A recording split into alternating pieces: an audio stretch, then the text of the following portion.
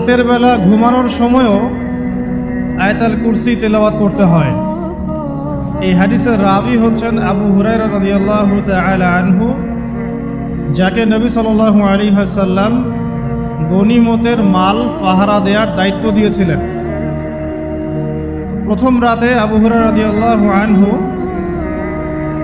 লক্ষ্য করলেন যে মাল চুরি করার জন্য একজন এসেছে। তিনি চোরকে ধরলেন। চোর খুব অনুনয় বিনয় করল যে আমার অবস্থা খুব খারাপ, খুব দরিদ্র, আমাকে ছেড়ে দাও। আবু হুরায়রা রাদিয়াল্লাহু আনহু তাকে ছেড়ে দিলেন। পরের রাতে সেই চোর আরও একবার আসলো। তিনি আবার তাকে ধরলেন, আবারও ছেড়ে দিলেন। তৃতীয় রাতে তিনি তাকে ধরলেন এবং বললেন, এবার তোমাকে আমি ছাড়ব না।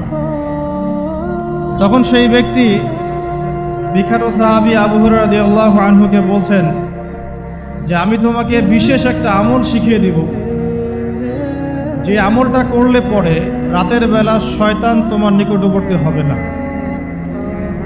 তো আবু হুরায়রা রাদিয়াল্লাহু আনহু বলছেন, কি সেই আমল, শিখিয়ে দাও, যদি শিখিয়ে দাও তাহলে ছেড়ে দেব তোমাকে। তখন সেই ব্যক্তি বলছে যে রাতের বেলা কেউ যদি আয়াতুল কুরসি তেলাওয়াত করে ঘুমানোর সময়, সেই ব্যক্তির ধার কাছেও শয়তান আসবে না ইনশাআল্লাহ, এবং আল্লাহ পাকের পক্ষ থেকে একজন ফেরেশতা তাকে পাহারা দিবে ইনশাআল্লাহ। তো রাসূলুল্লাহ সাল্লাল্লাহু আলাইহি ওয়াসাল্লাম পরের দিন ফজরের নামাজে আবু হুরায়রা রাদিয়াল্লাহু আনহুকে দেখে মুচকি মুচকি হাসছেন যে তোমার রাতের সাথীর কি খবর। কারণ ওহীর মাধ্যমে নবী সাল্লাল্লাহু আলাইহি ওয়াসাল্লাম আগেই জেনেছেন কি হয়েছে গত রাতে। এটাই আল্লাহ পাকের ওয়াহী, যেটা কোনো বিজ্ঞান যুক্তি দর্শনের ব্যাখ্যায় আসবে না।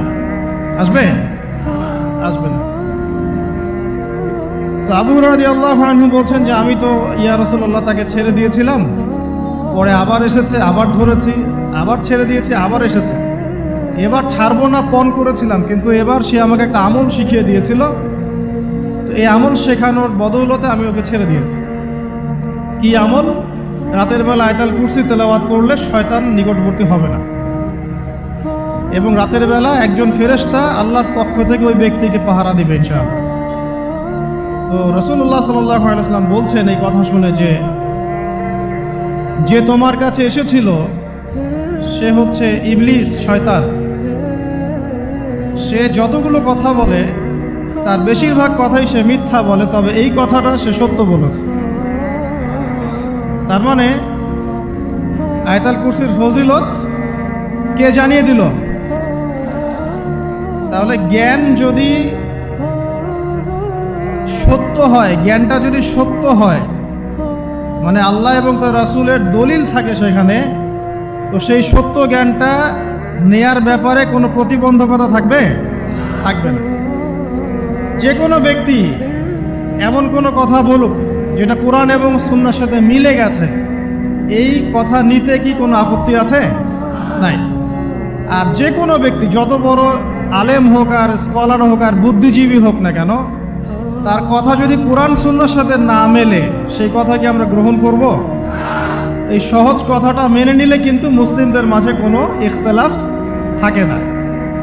তারপরেও হয়তো কিছু মতপার্থক্য থাকবে, সেটা ইসলামের সৌন্দর্য।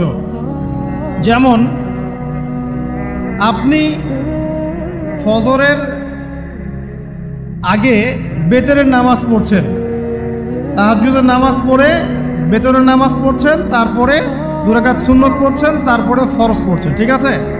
এই আমলটা নবী সাল্লাল্লাহু আলাইহি ওয়াসাল্লাম কর্তৃক স্বীকৃত এবং সুন্নাহ। এখন কেউ যদি ঘুমানোর আগেই বেতের নামাজ পড়ে ফেলে, সে বেতের নামাজ পড়ে ফেলে, শেষ রাত্রে যদি নফল নামাজ পড়ার সুযোগ হয় পড়ে সুন্নত পড়ে ফজরের 2 রাকাত ফরজ পড়লো, তার আমল কি বাতিল? তো বেতরের নামাজ ঘুমানোর আগে পড়লেও চলে, শেষ রাত্রে পড়লেও চলে। ইসলামের এটা সৌন্দর্য না? সৌন্দর্য। মনে করেন যে আপনি জোহরের আগে, ফরজ নামাজের আগে 4 রাকাত সুন্নত পড়লেন, পড়েন না? আচ্ছা, এটা হাদিস থেকে প্রমাণিত তো? আচ্ছা, কেউ যদি 2 রাকাত সুন্নত পড়ে হবে না? হবে না? এটার হাদিস নাই? আছে। তাহলে এটা সৌন্দর্য না? এটা সৌন্দর্য। কখন এটা আমল করলেন, কখন ওইটা আমল করলেন। আচ্ছা, এরকম বলতে গেলে রাত শেষ হয়ে যাবে আসলে। মানে অসংখ্য আমল আছে যেগুলো ইসলামের সৌন্দর্য। রাসূলুল্লাহ সাল্লাল্লাহু আলাইহি ওয়াসাল্লাম সাহাবা কেরামের যুগে এভাবেই সাহাবীরা আমল করেছে। আর এখন কি হয়েছে, আমরা যে হাতির 7 কানার হাতি দেখার গল্প আছে না, কেউ বলেছে হাতি হচ্ছে খাম্বার মতো, কেউ বলেছে কুলার মতো, কেউ বলেছে হাতি হচ্ছে কি বলেন, এই যে কি সুচালু কিশোর মতো। আসলে পুরো হাতি সম্পর্কে এদের কারোই ধারণা ছিল না। আমাদের সমস্যা হচ্ছে আমরা ইসলামের অংশ বিশেষকে ফলো করি, এর বাইরে কিছু পেলে আমরা মনে করি সেটা আর ইসলামে নাই। তাই হয় না? আমি যতটুকু জানি বুঝি এতটুকু আমল করি, এর বাইরে যদি কোনো দলিল থাকেও সেটা মানার ব্যাপারে আমাদের আগ্রহ থাকে না। তখনই কিন্তু ইসলামকে নিয়ে আমরা এই যে দলীয়করণে চলে যাই। আর আস্তে আস্তে মুসলিম উম্মার ঐক্যটা নষ্ট হয়। ঐক্য নষ্ট হতে হতে আজকে কি অবস্থা এটা তো দেখতেই পাচ্ছি। তো আগে ওই জায়গাটা শেষ করি। নবী করিম সাল্লাল্লাহু আলাইহি ওয়াসাল্লাম রাতের বেলা এই আমলটা করতেন। কি করতেন? আয়াতুল কুরসি তেলাওয়াত করতেন। আরেকটা গুরুত্বপূর্ণ আমল, সেটা হচ্ছে সূরা বাকারার শেষের 3টা আয়াত তেলাওয়াত করতেন। কয়টা আয়াত? কোন হাদিসে আছে 2টা আয়াত। এই যে 3টা আয়াত কোন হাদিসে, আবার কোন হাদিসে 2টা আয়াত। কেউ যদি 2টা পড়ে তার আমল কি বাতিল হবে? আর যদি কেউ 3টা পড়ে আরো ভালো, উত্তম। ঠিক আছে, তো শেষের 3টা আয়াত হচ্ছে লিল্লাহি মা ফিস সামাওয়াতি, এখান থেকে নিয়ে ফানসুরনা আলাল কওমিল কাফিরিন পর্যন্ত। নবী সাল্লাল্লাহু আলাইহি ওয়াসাল্লাম বলেছেন রাতের বেলা কেউ যদি এই আমলটুকু পড়ে, শুধু এতটুকুই পড়ে, সূরা বাকারার শেষের 3টা আয়াত বা 2টো আয়াত, সারা রাতের জন্য যথেষ্ট হয়ে যাবে ইনশাআল্লাহ। মানে সারা রাত নফল পড়লে যে নেকি হইতো, আপনার এই আমলটা করলে সে নেকি হয়ে যাবে ইনশাআল্লাহ।